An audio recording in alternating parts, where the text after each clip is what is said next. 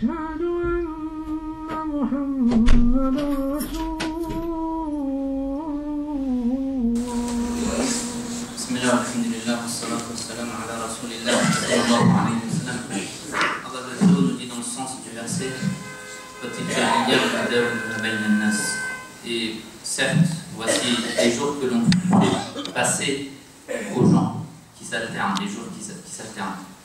On sait que Allah subhanahu wa ta'ala, le jour où il a créé les cieux et la terre, il a décrété pour l'être humain qu'il aura 12 mois dans l'année, dont 4 qui seront sacrés.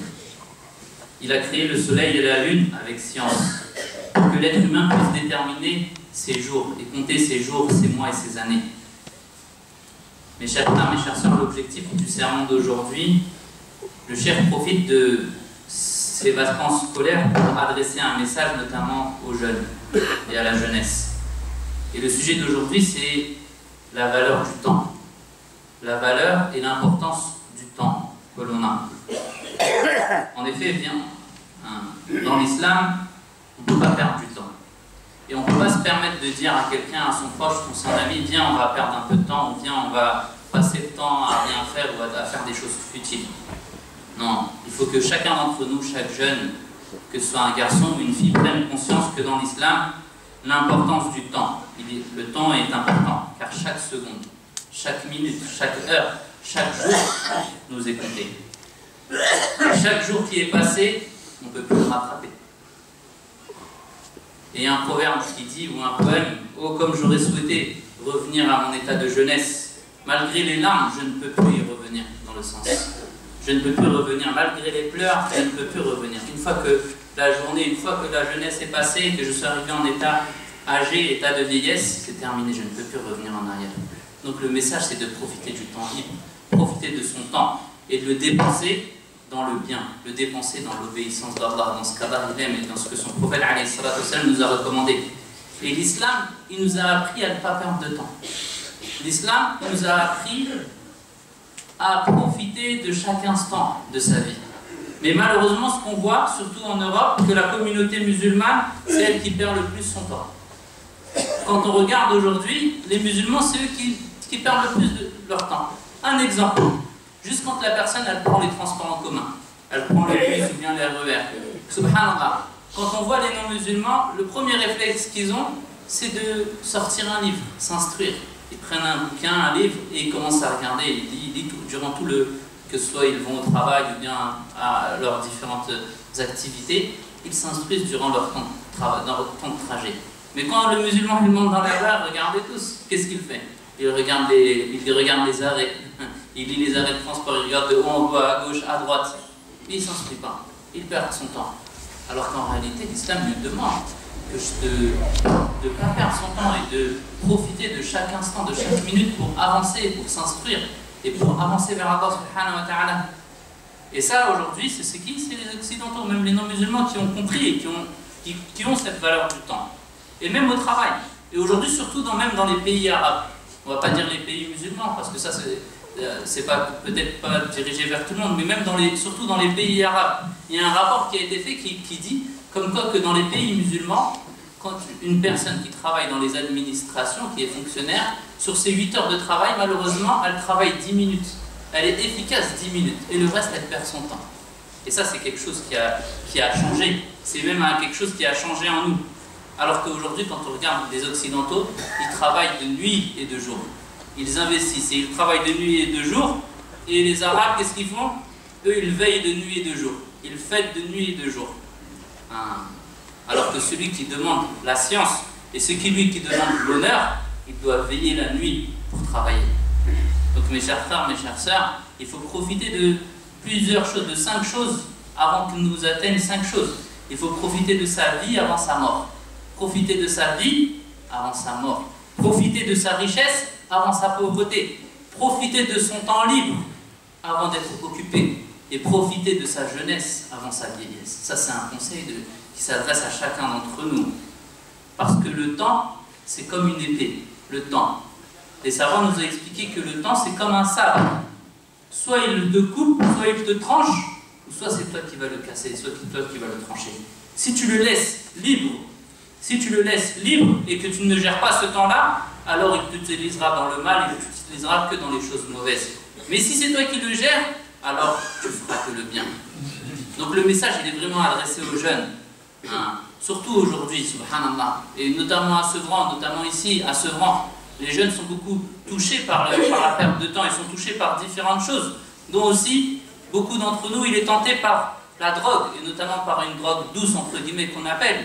Hein, ils sont touchés par le trafic de stupéfiants, touchés par la drogue, par le hashish, par le cannabis. Et ça amène à quoi? La personne qui est tentée par ça et qui commence à fumer le cannabis, ben ça l'amène à perdre beaucoup de temps dans sa vie. Pourquoi? Parce que quand elle fume, alors à ce moment-là, son cerveau, il est endormi. Quand la personne, elle fume ce cannabis, elle fume cette drogue-là, à ce moment-là, son cerveau, il est endormi et ses actions, ils s'arrêtent. Pourquoi? Parce qu'elle fume, elle passe son temps à fumer et elle a plein d'espoir. Un jour, je vais faire ça. Un jour, je vais faire ça. Je vais faire. Mais en réalité, elle fait du surplace. Pourquoi? Parce que son cerveau, il est endormi. Jusqu'au jour où elle se réveille et elle voit qu'autour de elle, hein, son père, il est décédé. Elle voit autour d'elle que sa mère est décédée. Elle voit autour d'elle qu'elle est à la rue, elle n'a rien du tout. Et qu'elle n'a pas de travail, elle n'a pas avancé, elle n'est pas mariée, elle a atteint l'âge de 35, 40, 45 ans, elle n'a rien fait de sa vie. C'est quoi la cause? La cause, c'est ce problème-là, c'est cette catastrophe.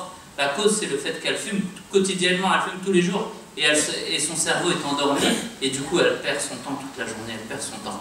Et ça, c'est un conseil, mes chers frères, mes chères sœurs. Éloignez-vous, ne soyez pas tentés par ça. Car ça va être destructeur pour votre vie, pour la vie de chacun. Donc, ne soyez pas dupés par ces drogues douces. Hein. Et nous, on ne veut pas ces choses-là pour nos jeunes. On ne veut pas que nos jeunes perdent leur temps. Car Allah nous demandera des comptes. Si on perd notre temps, Allah nous demandera notre compte. Comme le prophète alayhi salatu wassalam, et comme ses compagnons, comme les pieux prédécesseurs. Quand la nuit tombait, quand la nuit commençait à tomber, qu'est-ce qu'ils faisaient là? Qu'est-ce qu'ils faisaient? Ils se demandaient des comptes. Ils faisaient le bilan. Ils faisaient le bilan de leur journée. Quelle action ils ont fait, quelle science ils ont appris, quel travail ils ont fait. Ils faisaient le bilan. Et s'ils ont fait des bonnes choses durant cette journée, alors leur cœur il est satisfait. Mais s'ils n'ont pas assez travaillé, alors ils sont soucieux. Subhanallah. Et ça doit être notre exemple. Ça doit être notre exemple. Donc on doit dépenser son temps dans l'obéissance d'Allah subhanahu wa ta'ala. On doit dépenser notre temps dans cette obéissance. Et Omar radiallahu anhu, il disait Hasibu anfusakum. Demandez des comptes à vous-même avant qu'on vous en demande. Demandez nos comptes à vous-même avant qu'on vous en demande. Donc on n'a pas le droit de perdre du temps. On n'a pas le droit de perdre du temps, ne serait-ce que même une seconde. Et dans chaque situation. Et surtout les jeunes, même à l'école. On n'a pas le droit de perdre du temps. Subhanallah, la personne, elle passe toute sa journée à l'école et elle sort avec rien du tout. Ou bien elle y va pour s'amuser. Elle perd son temps, la pauvre. Elle est partie, elle reste toute l'année comme cela, elle perd son temps jusqu'à ce que l'année d'après, elle est obligée de refaire la même classe. Elle redouble. Pourquoi? Parce qu'elle a perdu son temps. Parce qu'elle n'a pas la valeur de son temps. Alors qu'en réalité, ça doit être la première à s'investir. La première à chercher la science, à respecter, à être là pour écouter. Et ça, c'est un conseil, mes chers frères, mes chères sœurs. Donc, il ne faut pas perdre son temps. Même dans les loisirs. Choisir ses loisirs qui vont permettre de nous instruire et d'avancer. Aujourd'hui, même à Sevran, on est touché par un cas qu'on doit dénoncer et qu'on doit en parler, on ne doit pas se cacher. Hein. Et chaque année, on voit c'est quoi les répercussions de ça. Et c'est quoi ce cas-là? Hein. C'est les motocross. On voit les jeunes aujourd'hui, ils sont touchés, ils sont tentés par faire de la moto en pleine rue. Toute la journée, ils font de la moto, ils perdent leur temps. Subhanallah. Et alors qu'en réalité, c'est un devoir de leur parler. Leur dire que ça, c'est pas l'endroit pour faire ça. Et tu es en train de perdre ton temps. Pourquoi c'est un devoir de leur parler? Parce que le jour, comme on voit chaque mois, il y a des personnes qui sont décédées, ils ont des accidents de moto. Hein. Une fois qu'ils meurent, on cherche des coupables. On dit c'est de la faute à un tel, ou c'est de la faute à tel ou à tel. En réalité, c'est nous les coupables. Pourquoi c'est nous les coupables? Parce qu'on ne leur a pas parlé. Ce qui est important, c'est de leur parler avec sagesse. S'ils n'acceptent pas aujourd'hui, demain ils vont réfléchir. Mais l'essentiel, c'est que le message soit transmis. Qu'on doit leur parler avec sagesse pour qu'ils écoutent. Et un jour, ils vont changer. Mais si on dit rien, un jour ou l'autre, on l'a vu. Combien de personnes ils sont décédées à cause de ça? À cause de ces motos. Ils perdent leur temps toute la journée, moto, et à la fin, accident. Et à la fin, on est obligé, on les enterre Allah, on fait miséricorde et on pleure pour eux. Et c'est trop tard. Donc mes chers frères, mes chères sœurs, ça c'est un conseil. C'est un conseil à chacun d'entre nous. Chaque jour qui passe, eh bien, il ne reviendra jamais. Et chaque jour qui passe, il te dit à la fin de cette journée-là, Assalamu alayk, paix sur toi. Et on se reverra le jour du jugement. Le jour de l'Qiyamah. On se reverra selon ce que tu as fait. Ce jour-là, il sera bien contre toi. Donc profite de ta jeunesse. Profite de tes études. Si tu es un jeune et tu es motivé pour apprendre, alors étudie. Consacre ton temps dans l'étude. Consacre ton temps à bien travailler à l'école et à faire de longues études. Mais si tu n'es pas motivé, alors trouve une autre solution. Tu peux faire une formation, masha'Allah. Tu peux devenir artisan, tu peux apprendre un métier. Hein. Les gens auparavant disaient, si tu as un métier, tu as une formation, si ce métier-là il ne t'enrichit pas, au moins il te permet de vivre. S'il ne t'enrichit pas, au moins il te permet de vivre. Et c'est ça, mes chers frères, mes chères sœurs, hein, il faut profiter de son temps. Profiter. Si la personne elle est motivée, elle fait des études, elle s'investit, elle reste sérieuse pour atteindre son objectif. Et si elle n'est pas motivée pour les études, qu'elle apprend un métier, qu'elle apprend une formation, Inch'Allah, les gens vivent très bien avec cela. Avoir un métier, avoir une spécialité, ça permet au minimum de vivre honoré. Au minimum de vivre grand, pas à vivre dans le rabaissement. Même Omar radiallahu anhu, quand il demandait aux gens autour de lui quel était ton métier, si la personne n'avait pas de métier, pas de spécialité, alors il le regardait d'un regard différent. Il le regardait plus petit, plus bas. Donc mes chers frères, mes chères sœurs, la jeunesse, elle ne dure pas. La vie, elle ne dure pas aussi. Un jour on va partir.